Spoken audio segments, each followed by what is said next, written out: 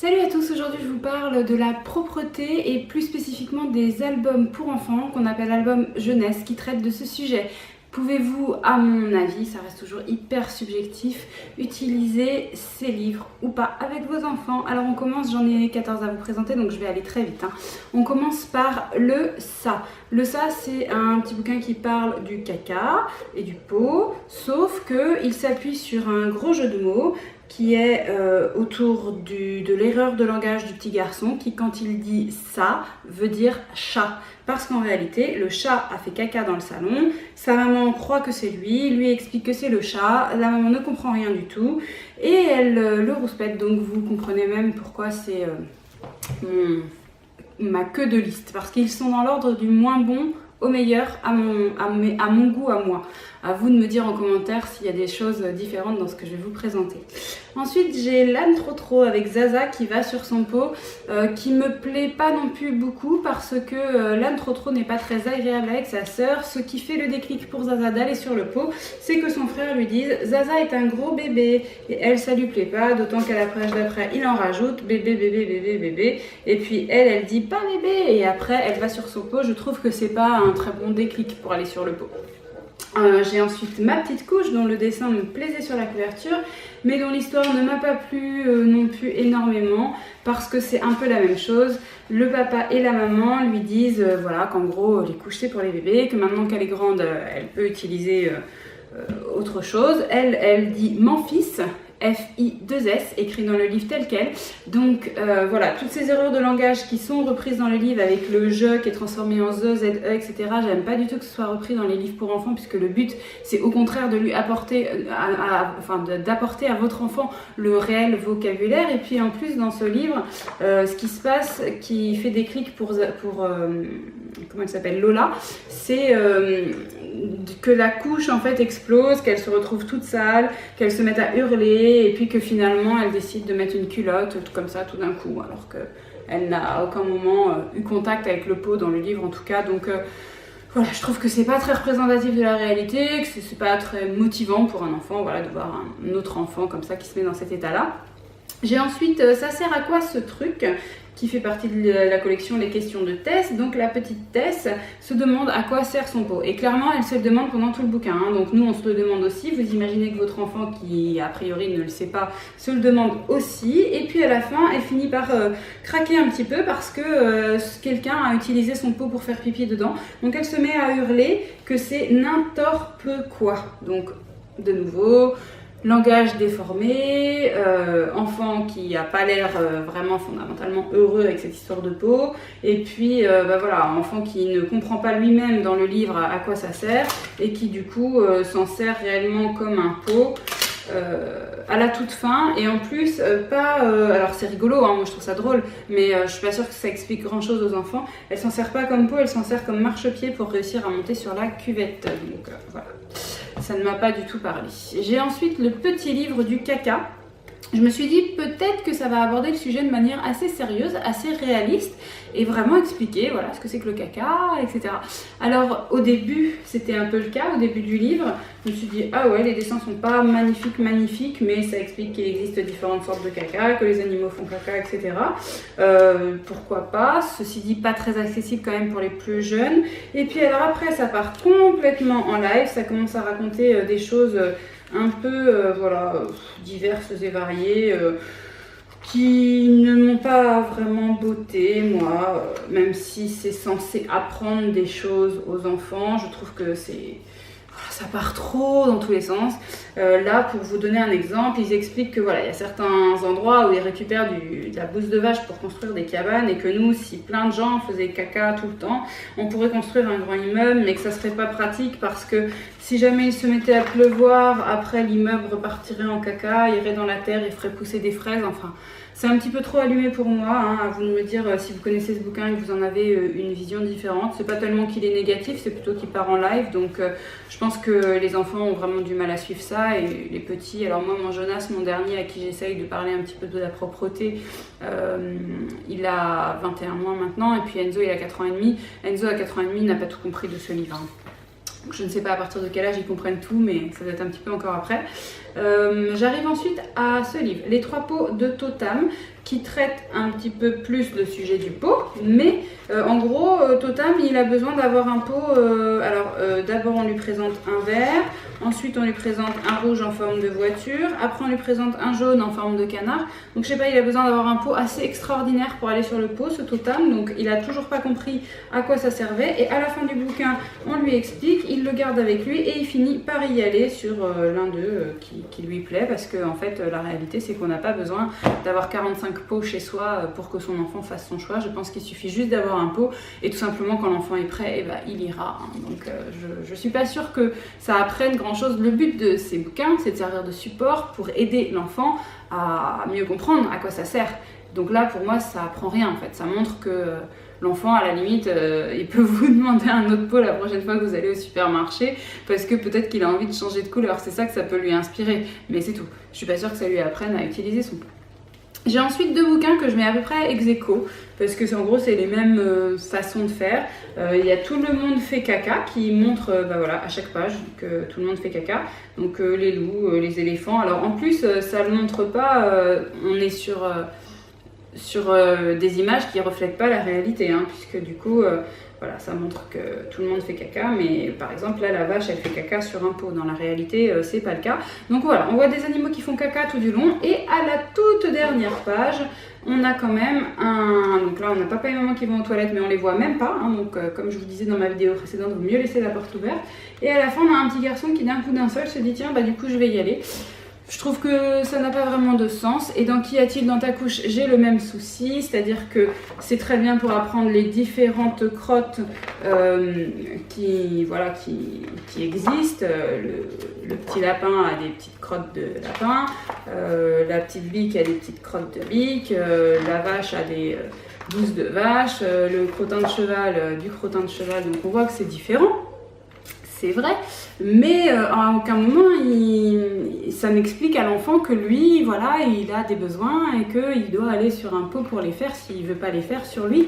Ça n'explique pas du tout ça. Donc voilà, à la fin, la petite souris, elle dit qu'elle a rien dans sa couche et que du coup, elle va sur son pot et tout le monde décide d'aller sur son pot.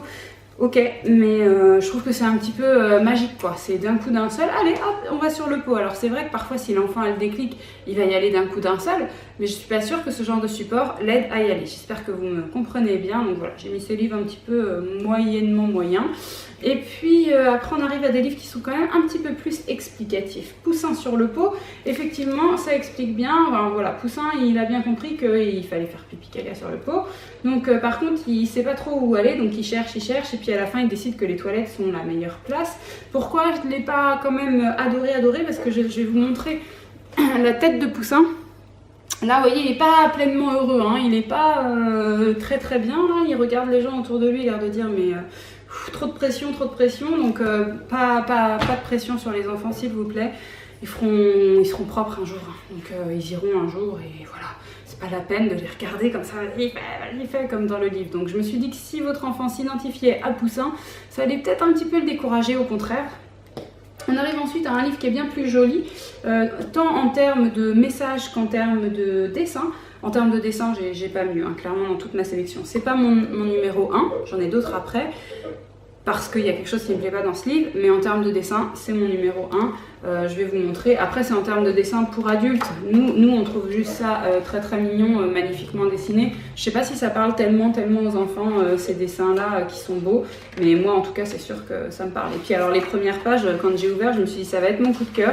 Parce que ça démarre hyper bien. Si on n'a plus envie d'avoir des couches, donc ça démarre bien de l'envie de l'enfant, il faut aller sur le pot. C'est très explicatif. On s'assoit d'abord comme il faut, donc ça continue à expliquer, et seulement après on pousse.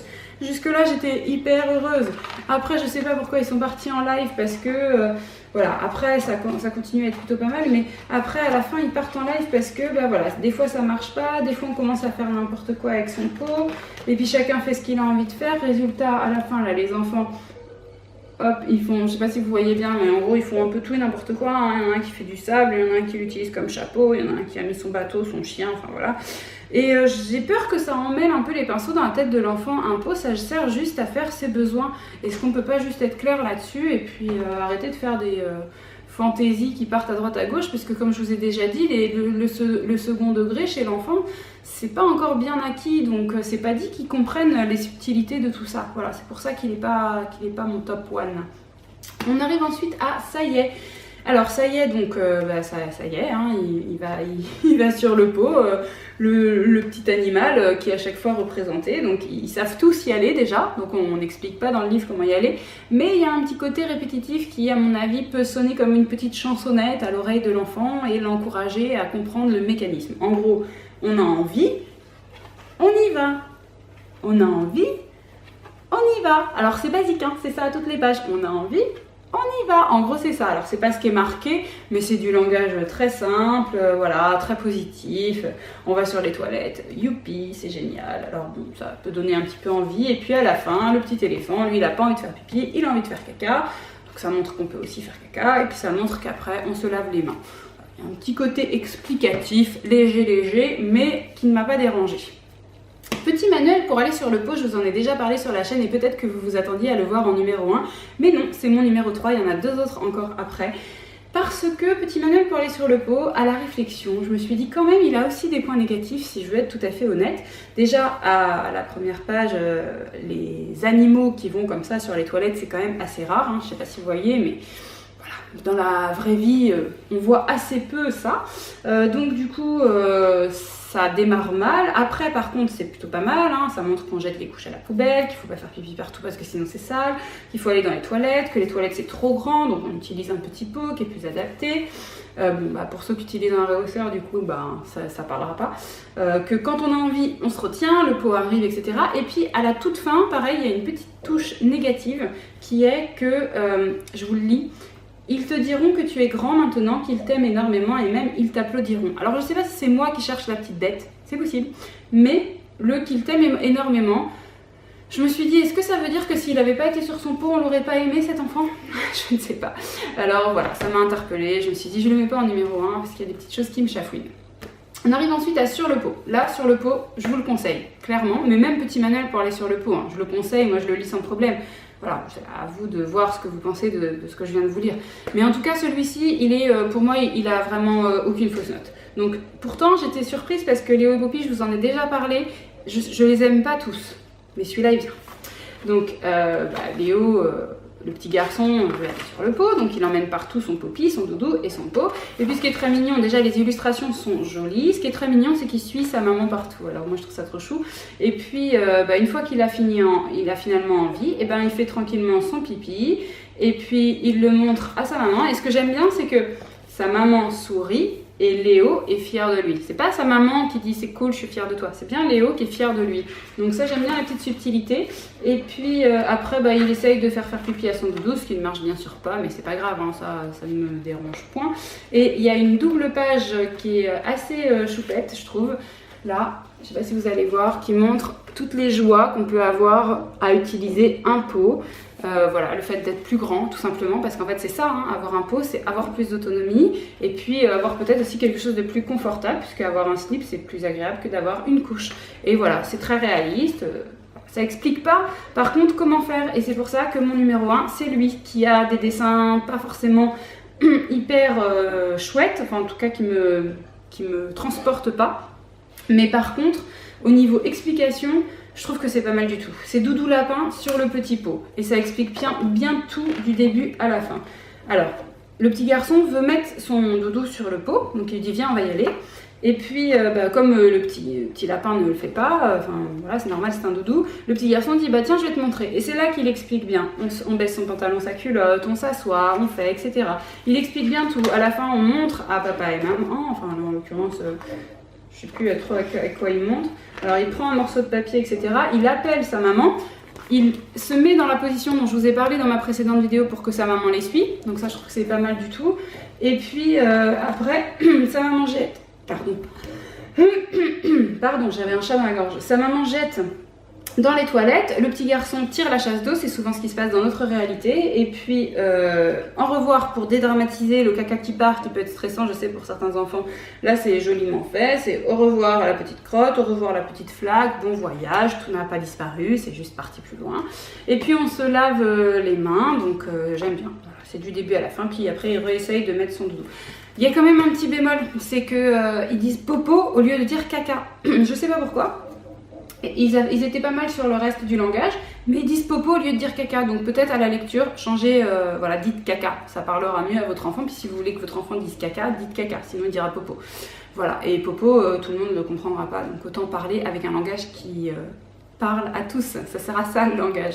Voilà. Donc j'espère que ça vous éclairera, que ça vous inspirera. Et comme je vous ai dit au début de la vidéo, ça reste mon avis. Donc si vous avez un avis différent ou des choses à rajouter ou d'autres livres voilà, qui vous ont plu à vous, dont je n'ai pas parlé là, enfin voilà, tout un tas d'interventions qui me ferait plaisir à lire, n'hésitez pas, c'est juste en dessous en commentaire. Et puis moi je vous retrouve la semaine prochaine dans une prochaine vidéo.